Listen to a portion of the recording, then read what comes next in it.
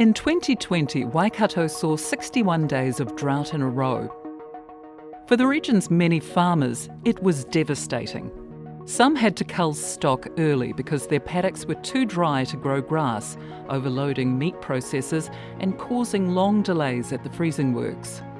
Their counterparts in Northland quickly ran out of stockpiled cattle food. While farmers were struggling, Auckland's drinking water supplies dropped to less than half of normal, following the region's worst drought on record. Satellite imagery from NASA showed large parts of the North Island had turned brown because of parched vegetation. Droughts are expensive in a food-growing country like ours. Researchers estimate that between them, 2 droughts in 2007 and 2013 cost $4.8 billion in lost GDP.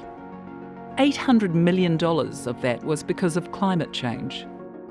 So how did researchers work out how much of the blame to place on climate change? It involves a field of study called extreme event attribution, the science of putting numbers on just how much our heating planet is costing us, whether in lives, productivity, or cold, hard cash.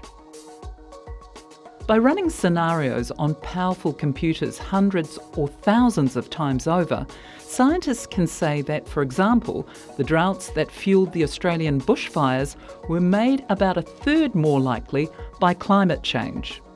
In the case of the 2007 and 2013 New Zealand droughts, Victoria University researchers worked out that climate change was to blame for about 1/6 of the damage.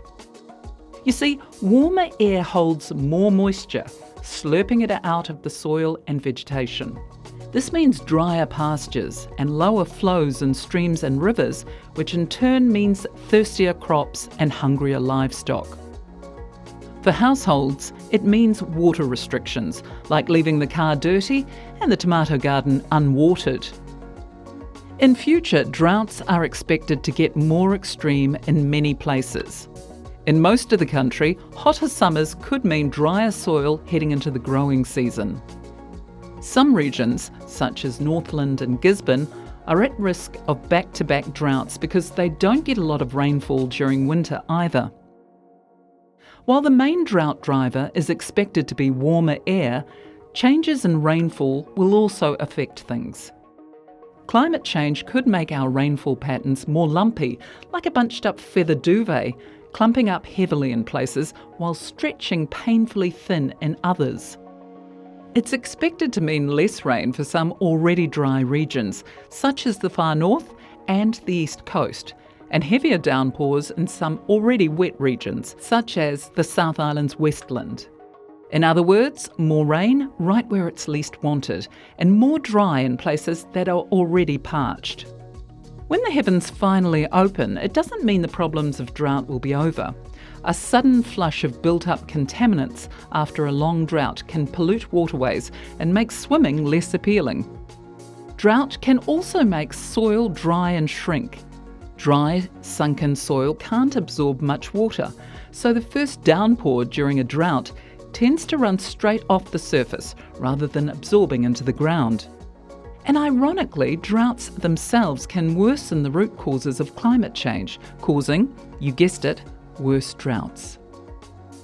When hydroelectric dams run low, electricity generators burn more coal, pumping out more carbon dioxide. And drought-stricken soil can release more of the carbon it's stored into the atmosphere, worsening the problem further. The financial boffins at Treasury are assuming droughts will roughly triple in frequency over the next 40 years.